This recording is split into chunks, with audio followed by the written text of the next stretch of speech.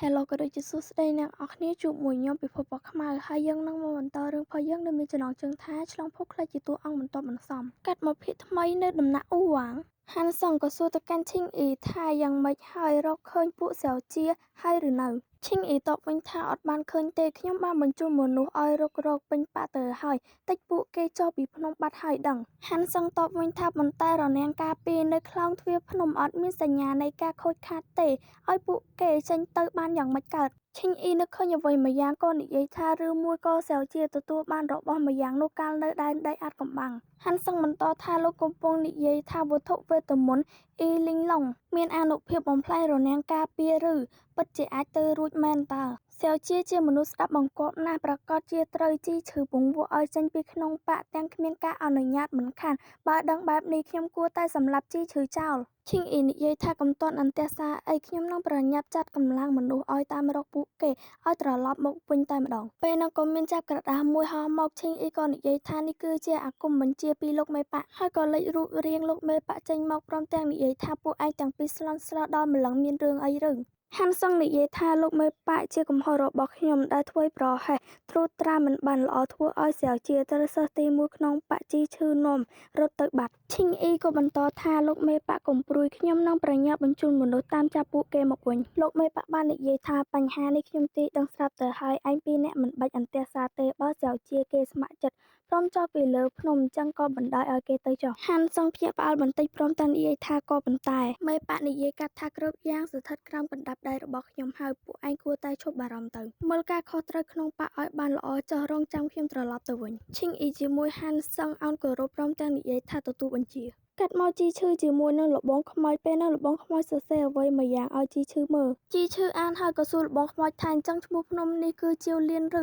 លបងខ្មោចក៏ងក់ក្បាលជីឈឺគិតក្នុងចិត្តថាមិននឹកស្មានសោះថាខ្មោចឆៅនេះនៅមានសតិជាមនុស្សហើយក៏ឆ្ងល់ថាក៏ប៉ុន្តែហេតុអ្វីគេយកខ្ញុំមកទុកនៅទីនេះលបងខ្មោចក៏ហុចផ្លែប៉ោះមួយផ្លែឲ្យជីឈឺក៏សួរថាឲ្យខ្ញុំមិននឹងអរគុណលបងកំពុងតែឃ្លានល្មមជីឈឺយកប៉មនោះយកមកហូបព្រមទាំងគិតក្នុងចិត្តថាគេយកចំបើងនឹងមកធ្វើស្អីទៅជីឈឺក៏ទៅសួរលបងខ្មោចថាលបងចង់ឲ្យខ្ញុំស្នាក់នៅទីនេះហ៎លបងខ្មោចក៏ងក់ក្បាលជីឈឺក៏គិតក្នុងចិត្តថាគេមើលថែខ្ញុំដល់ថ្នាក់នេះអាចទេដែលគេចាត់ទុកខ្ញុំដូចជាសត្វចិញ្ចឹមមួយក្បាលនោះជឿជីឈឺយើងមកងជាគិតចង់ទៅរួចនេះគេឡើងចិត្តល្អ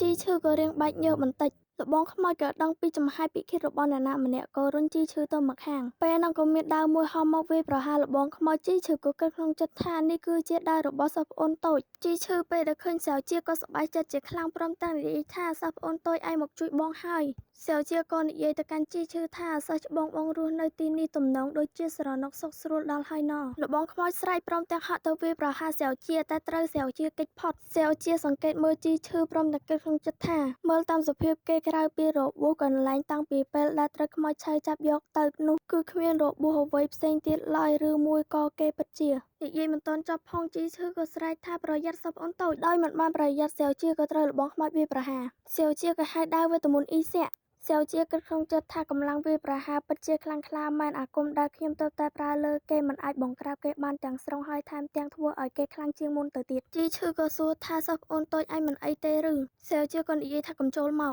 សៅជាក៏ហក់ទៅចាក់លបងខ្មោចតែក៏ត្រូវលបងខ្មោចវាយប៉ាងទៅម្ខាងសៅជាក៏គិតក្នុងចិត្តថារឿងដល់ដំណាក់កាលនេះហើយមានតែត្រូវសម្លាប់គេចោលប៉ុណ្ណោះជីឈឺឃើញដូចនេះក៏មកចាប់ដៃលបងខ្មោចព្រមទាំងនិយាយថាលបងខ្មោចចិត្តត្រជាក់សិនលបងកុំតែលបងខ្មោចមិនស្ដាប់ក៏ស្រែកក្រហឹមដាក់ជីឈឺដែលធ្វើឲ្យជីឈឺខឹងជីឈឺក៏វាយក្បាលលបងខ្មោចព្រមទាំងនិយាយថាលបងឯងស្រែកក្រហឹមលឺដល់ថ្នាក់នឹងធ្វើស្អីឲ្យខ្ញុំភ្ញាក់ឡើងក្រញាំងលបងខ្មោចបន្ទាប់ពីត្រូវជីឈឺវាយក៏រលីងរលោងទឹកភ្នែកព្រមទាំងតូចចិត្តមិនដែរអ្នកមើលដល់ស្មានឹងហើយអាណិតលបងខ្មោចយើងអត់ណែលបងខ្មោចយើងខ្ជូតណាស់មើលយូរទៅកក់ទុកឲ្យហើយវាអត់មានយកបានតោះកុំឲ្យតប៉ាយច្រើននឹងចូលវីដេអូយើងសៅជាក៏គិតក្នុងចិត្តថាចម្លែកណាស់គេពិតជាគ្មានចេតនាវាប្រហែលជីឈឺពិតមែនមើលទៅដូចជាការគិតរបស់ខ្ញុំមែនសៅជាក៏គិតបន្តថាកាលពីជីវិតមុនក្នុងអត្ថបទបុរាណខ្ញុំធ្លាប់មើលប៉ះគំនូចមួយស្ដីពីមនុស្សដែលមានលក្ខណៈពិសេសក្រោយពីឆ្លងកាត់រឿងស្លាប់រស់រួចមកក៏ទទួលបាននូវភាពរុងរឿងពីអ្វីគ្រប់យ៉ាងសៅជាបញ្ចេញយុទ្ធសាស្ត្រព្រមទាំងគិតក្នុងចិត្តថាប្រសិនបើជីឈឺជាមនុស្សប្រភេទនេះមែនអញ្ចឹងខ្ញុំអាចប្រើប្រាស់គេទុកជាប្រ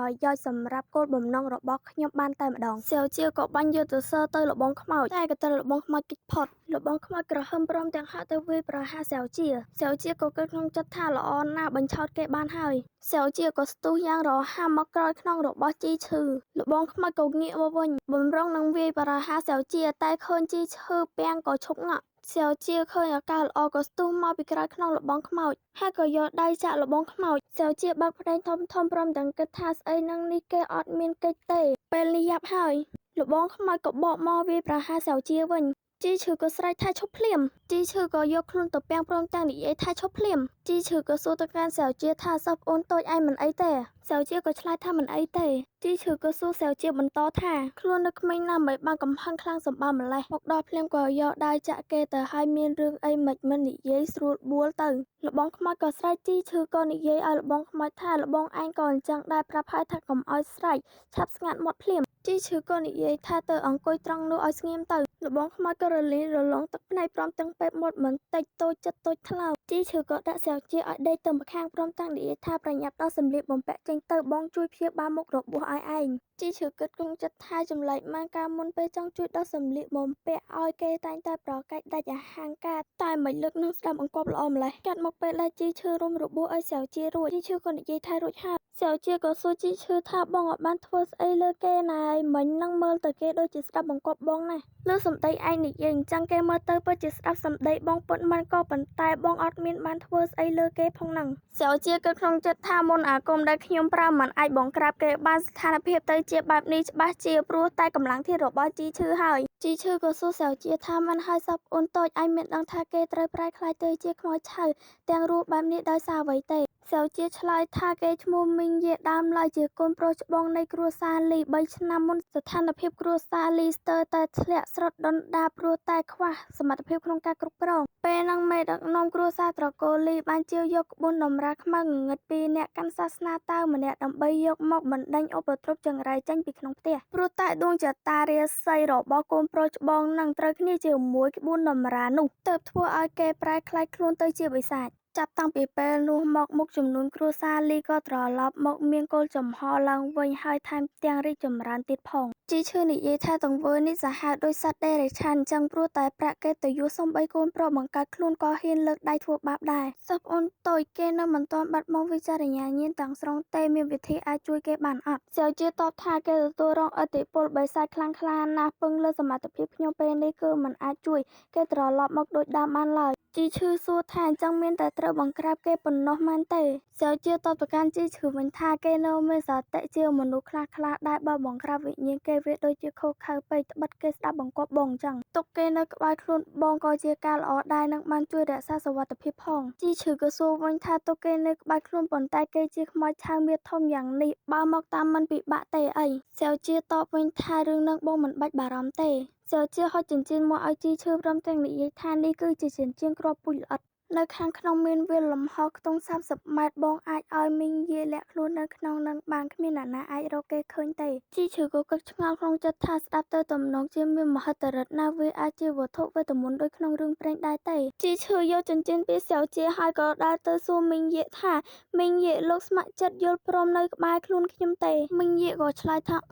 ជីឈឺក៏ហុចចិញ្ចៀនឲ្យមីងយាយពេលដែលមីងយាយកាន់ចិញ្ចៀនក៏ស្រូបមីងយាយជីឈឺនិយាយទៅភ្ញាក់ផ្អើលថាមិនអាចទេនេះចូលបានភ្លាមមកអស្ចារ្យខ្លាំងដល់ហើយសែវជានិយាយទៅកាន់ជីឈឺថាបញ្ហាដោះស្រាយរួចរាល់ហើយក៏យប់ហើយដែលពួកយើងប្រញាប់ចុះពីភ្នំទៅជីឈឺឆ្លើយថាបានហ្នឹងហើយវីដេអូយើងបានមកដល់ទីបញ្ចប់វិញចាំជួបគ្នានៅវីដេអូក្រោយបាយ